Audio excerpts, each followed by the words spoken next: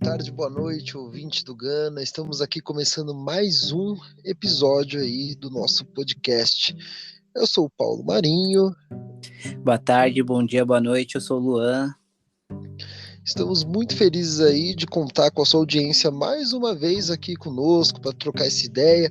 E hoje falaremos sobre alguns temas aí da nossa conjuntura atual de mundo, de Brasil, mais uma vez. E dentre esses temas, né, teremos Sérgio Camargo, Will Smith, Ucrânia, né, mais uma vez, e o Lollapalooza, ok? É isso aí. Estou acompanhado do Luan hoje e sempre, né? Estando aí com grandes contribuições, nosso amigo. Então vamos para o primeiro tema, né? No domingo que passou, tivemos uma cena memorável, eu diria, no Oscar, né? Fala um pouco, Luan, sobre a cena do querido Will Smith. É memorável para falar o mínimo, né? Então, nesse domingo, a gente foi histórico, né?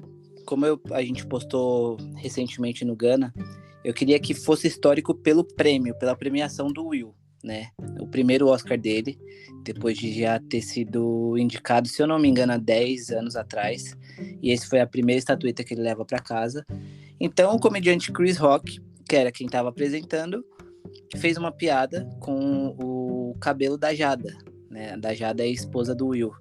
E naquele clima de risos amarelos, nitidamente a Jada não gostou da brincadeira, né? E aí o Will percebeu que ela não gostou e foi tirar satisfação. Essa satisfação foi dar um tapão na cara do Chris Rock. A internet ficou empolvorosa, né? Todos os canais falaram sobre isso e ainda falam, né? E o que a gente tem percebido é que, assim, muito dos que estão criticando o Will é da branquitude. São pessoas brancas que têm o seguinte comentário: nossa, mas que violento o Will, ele não precisava ser tão violento.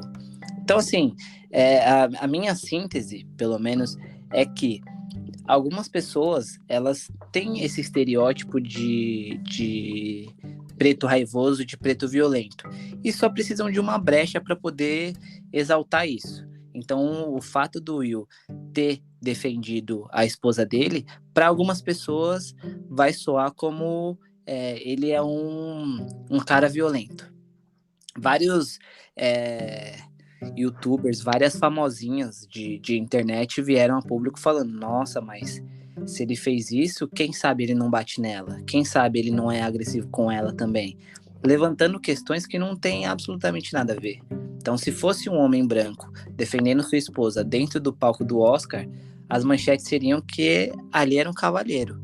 Mas como foi o Will, um homem preto, estigmatizado, com esse conceito de homem preto é raivoso, todo mundo assim, algumas pessoas brancas caem como, não, mas ele não deveria ter feito isso. Então, assim, levanta muito mais questões do que se autoexplica.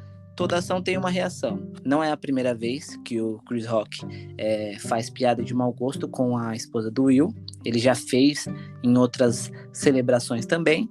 Só que dessa vez foi a gota d'água e o Will foi lá e defendeu sua esposa. Na minha humilde opinião, o tapa saiu gratuito. Saiu barato, na verdade. Muito bem colocado. É importante sublinhar uma coisa aqui, né? Que o nosso podcast ele é meramente opinativo, né? E temos a liberdade total de expressar a nossa opinião, que muitas vezes elas confluem para o mesmo lugar e outras vezes não. Bom, dando continuidade aí, né? Eu queria atentar ao nosso ouvinte algumas coisas, né? Alguns olhares que muitas pessoas não estão vendo. Bom, o roteiro, né? O roteiro que foi proposto ali para quem estava apresentando o Oscar, ele não foi escrito originalmente pelo Chris Rock. O Chris Rock ele aceitou ler aquele roteiro, isso é um problema, mas existe um outro problema. Enquanto as pessoas elas estão ali focadas no tapa e aquela coisa toda, eu me assustei com uma outra coisa, que esse roteiro passou pela mão de mais de uma pessoa, passou por uma equipe, foi aprovado por uma equipe.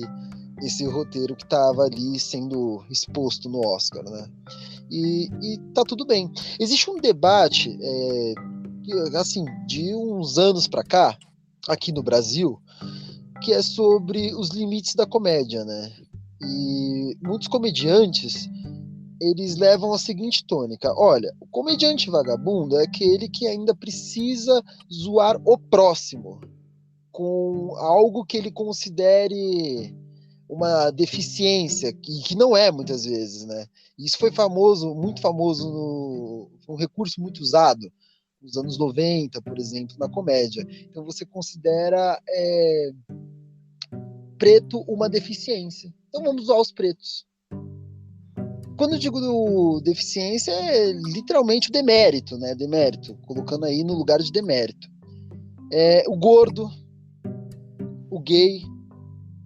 Então, a comédia do século XXI, a comédia de 2022, ela não pode ofender o próximo. Isso daí é uma visão que eu tenho. Eu acho que realmente é o tipo de comédia vagabunda que não cabe mais para esse próximo século. Então, eu acredito que sim, o tapa saiu barato, mas sim, esse roteiro foi passado por mais pessoas. E outra coisa, vão ficar requentando esse assunto várias vezes, exatamente porque aconteceu com um homem preto. Eu tenho vários casos de agressividade aí com homens brancos que você não lembra. Eu sempre tento trazer a narrativa para o solo tupiniquim, né, aqui para o Brasil. Então, vamos pegar alguns exemplos, né? O caso Mariana Ferrer. Você sabe que o estuprador da Mariana, ela foi um empresário, mas você não sabe direito o nome dele, e etc, etc. Ou o Vitor e Léo, né? Duvido que você saiba quem foi que agrediu a esposa, se foi o Vitor ou se foi o Léo. Então, então a mídia, ela é protecionista, a mídia é seletiva, a mídia passa um pano para a branquitude. Entende? Não vão ficar requentando. E aí proponho pro ouvinte do Gana a seguinte reflexão. Daqui 2 anos eu vou te perguntar se você lembra desse caso do Oscar, e você vai lembrar, porque vira e mexe, a grande mídia vai sim tirar do fundo do baú aí, dar essa cartada, né, do Will Smith. Mas esse tapa não pode ser maior, como o Luan colocou, do que a premiação do Will, que estão vendo se vão tirar a premiação, como falta de Tem isso premiação. também, né? Estão analisando se vão tirar a premiação do cara. Tem isso. Isso é um problema muito sério, não pode ser maior esse tapa do que...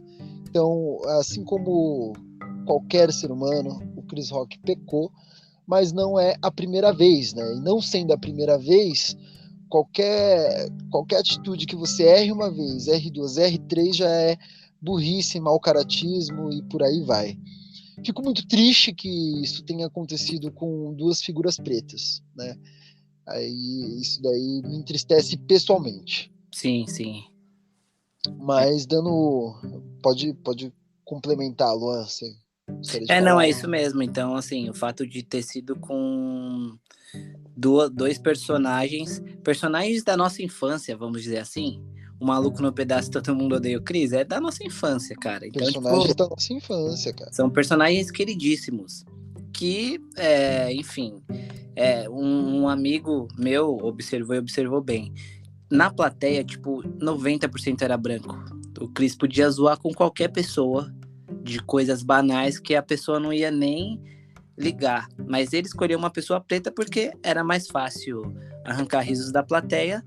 E talvez numa percepção que o Chris Rock teve, eu vou zoar um dos meus, porque talvez a minha piada faça a branquitude rir e talvez eles entendam. Só que o que ele não contava é que o Will se doesse, fosse defender a esposa.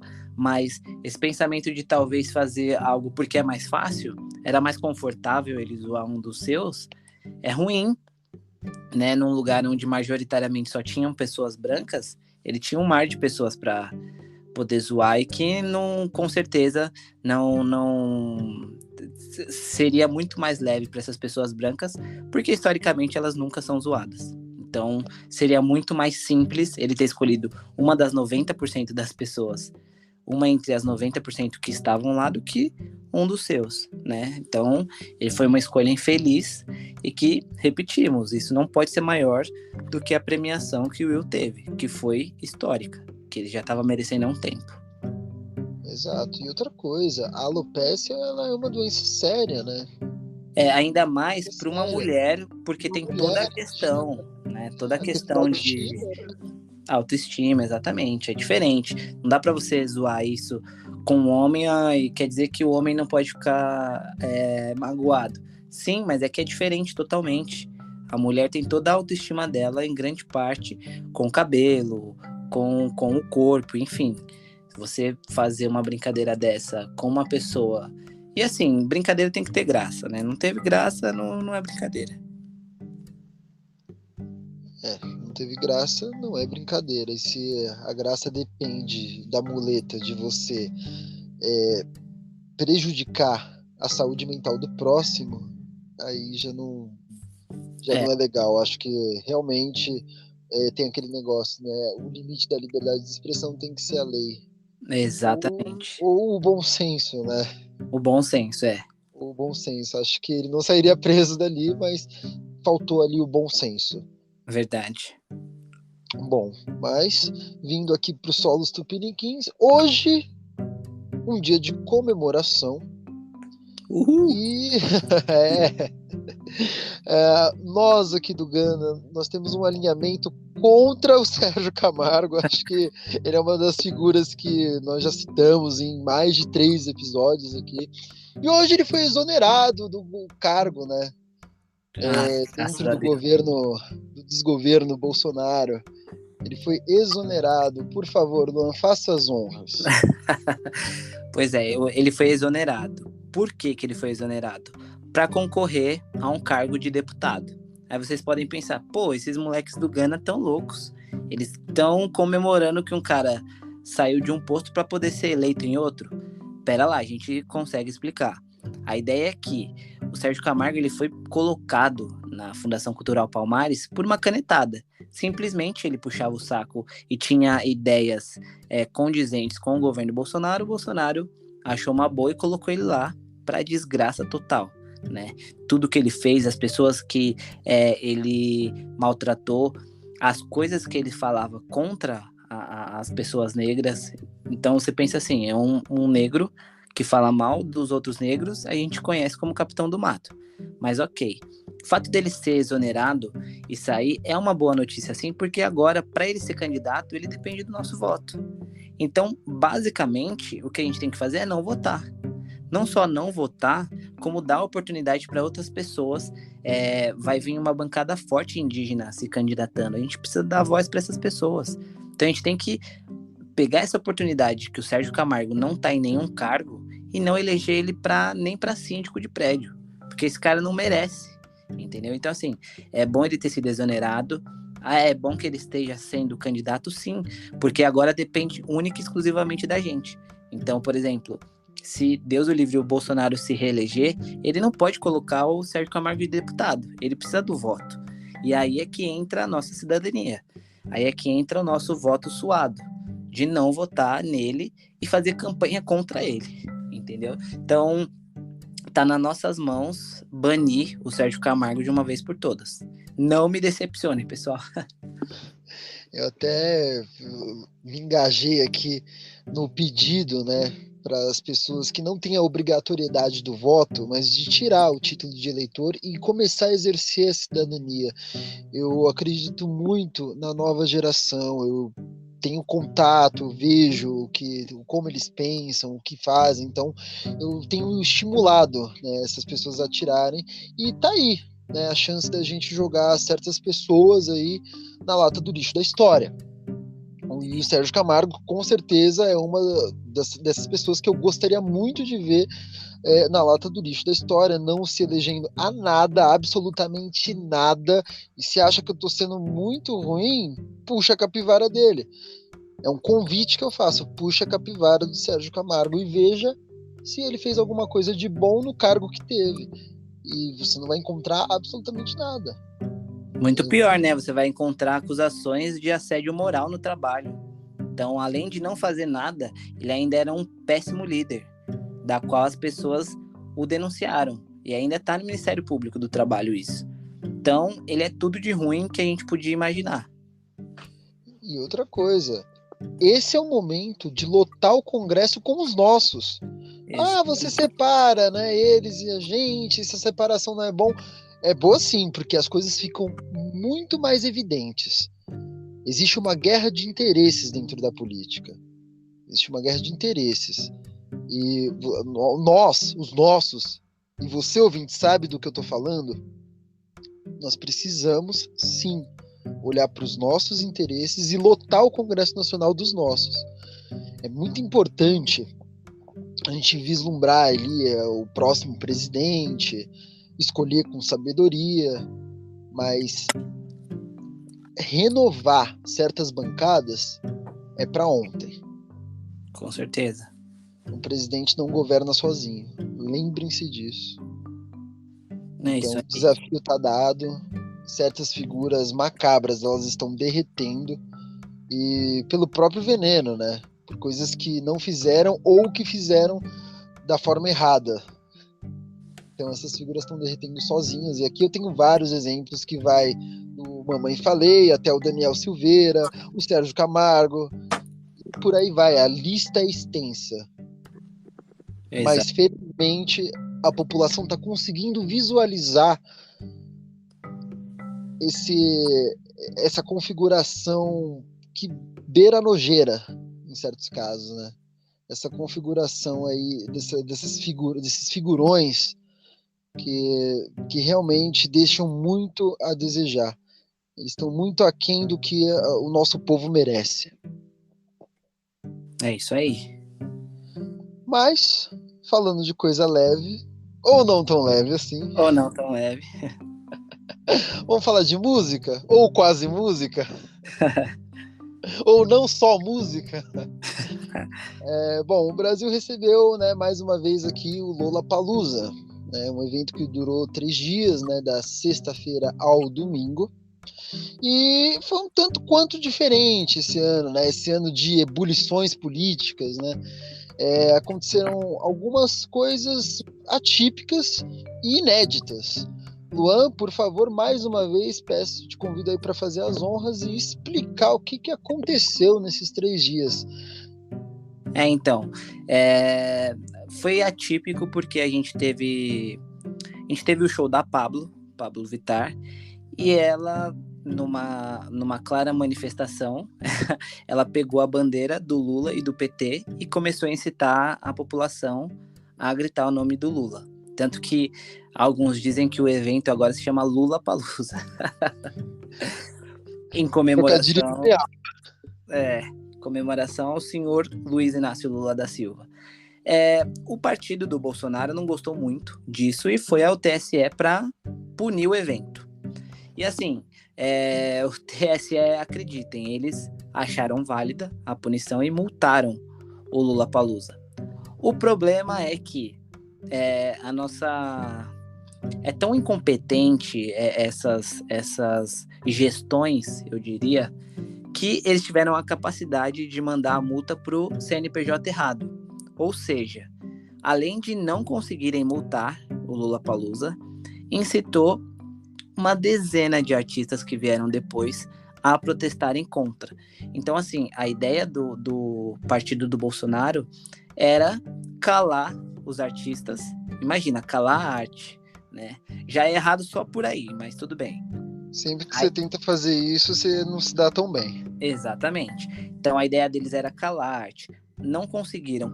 Não só não conseguiram, como incitaram uma galera. Então, assim, a gente teve shows de Fresno com Lulu Santos, tivemos Emicida, tivemos Djonga, tivemos Marcelo D2, tivemos Glória Groove, tivemos todo mundo protestando contra o Bolsonaro. Então, assim, foi um dos shows que mais tiveram protesto. Então, além de não conseguir impedir, ele incitou mais pessoas a fazerem, mais os artistas a entrarem na onda de pedir para que as pessoas que vão fazer 16 anos, ou que já tirar o título eleitoral, que é uma onda muito boa de incentivar essa garotada a tirar o título e exercer sua cidadania, porque não adianta a gente gritar fora Bolsonaro e não votar. Nosso poder é o voto. Então, eu acho que foi super positivo isso do Lollapalooza, que os artistas se posicionaram. Então, assim, pessoa pública tem que se posicionar, gente. Não adianta ser um artista, viver de arte e ser isentão. Não dá para você ser isentão com uma plataforma que não considera legítima o seu modo de vida, que é a arte. Então, o governo Bolsonaro nunca achou legítima a arte, a cultura.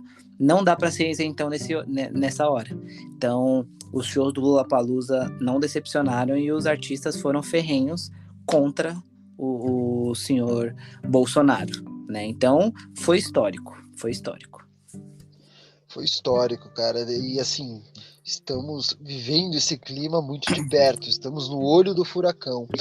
Algumas coisas me assustaram, né? Por exemplo, o TSE ter acatado, né, o pedido aí do partido, e isso daí foi claramente, né, uma tentativa de censura.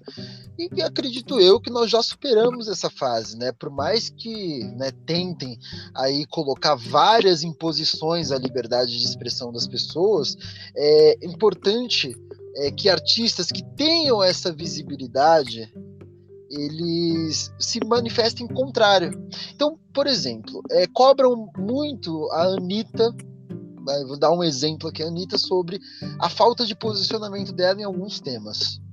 Ela tweetou, né, ela até brincou ali, eu vi, né, um tweet dela falando, olha, tudo bem essa multa aí que estão cobrando, eu pago a dos artistas que sofrerem essa censura, eu pago, afinal de contas é uma bolsa a menos que eu compro.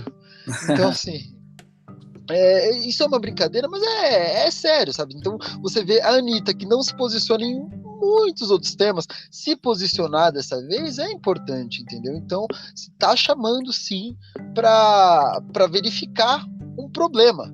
Então, a censura é um problema, ponto. Entendeu? Isso não se discute.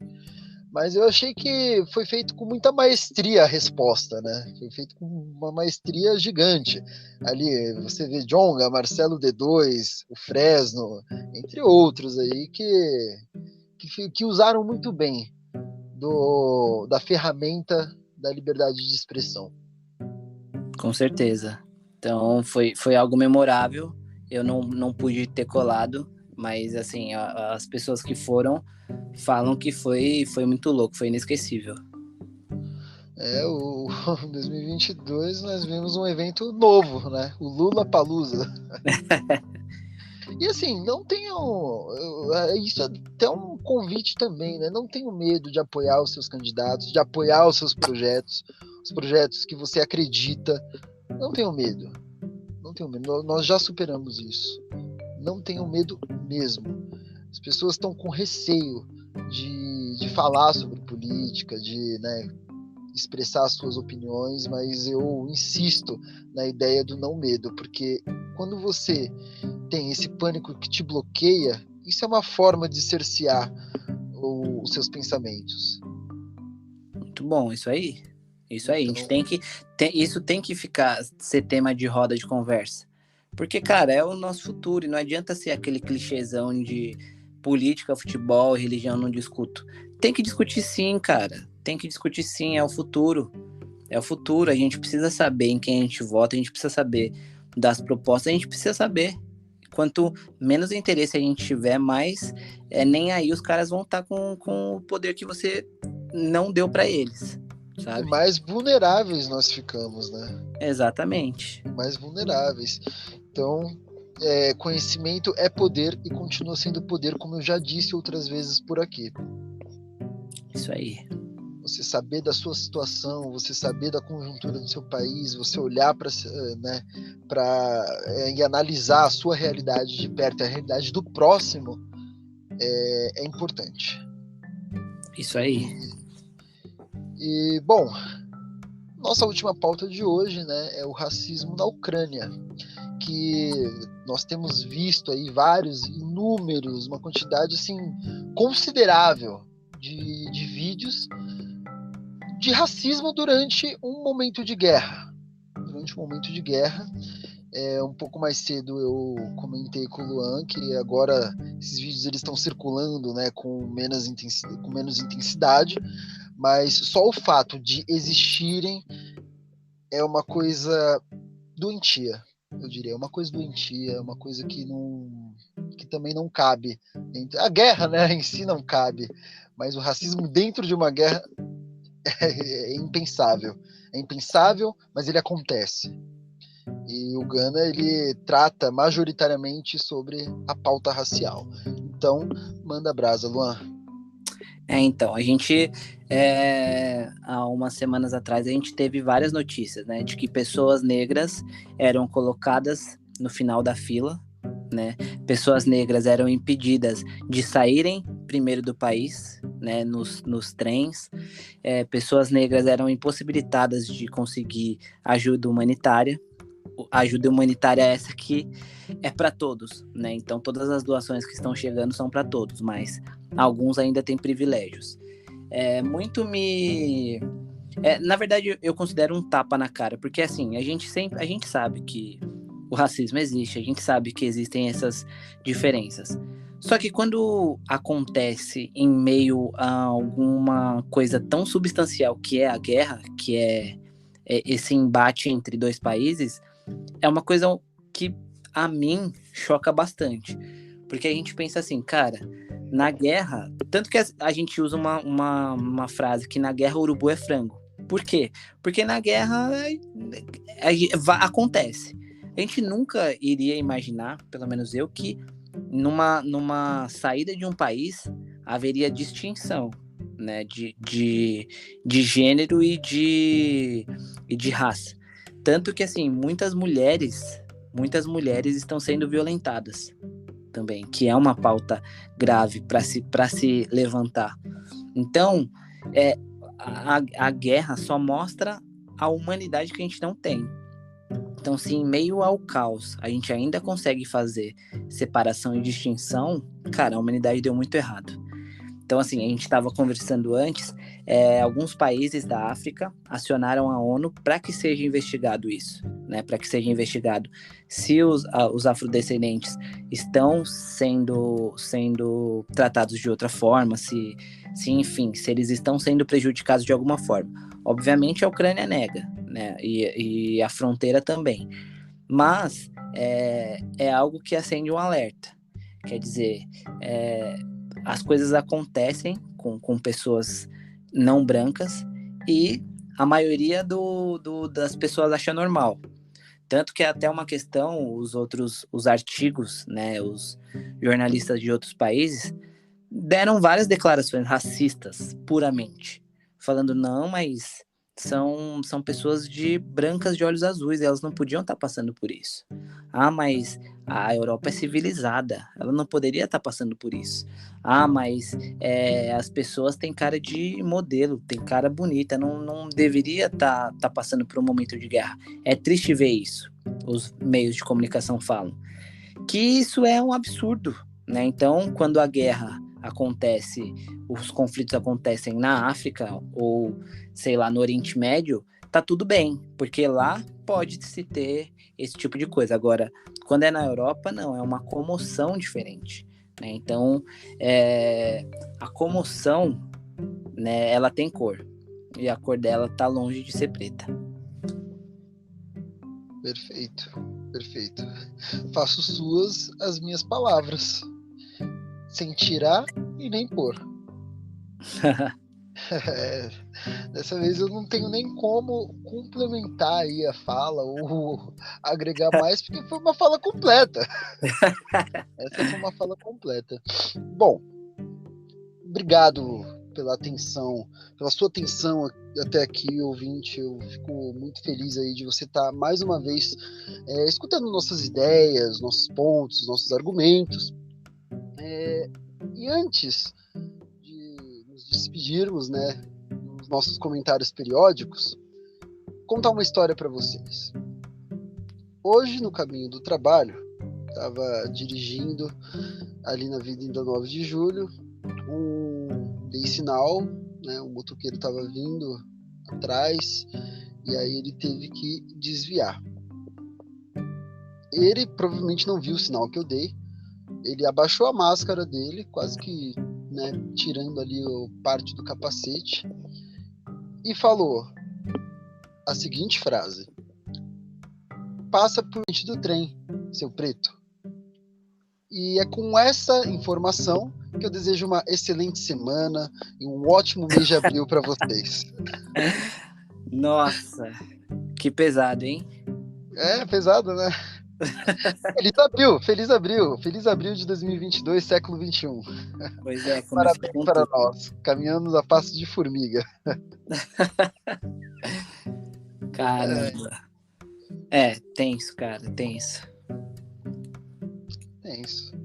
Obrigado aí pela audiência. Um forte abraço aí no coração de cada um e sigamos aí juntos em 22. Até a próxima.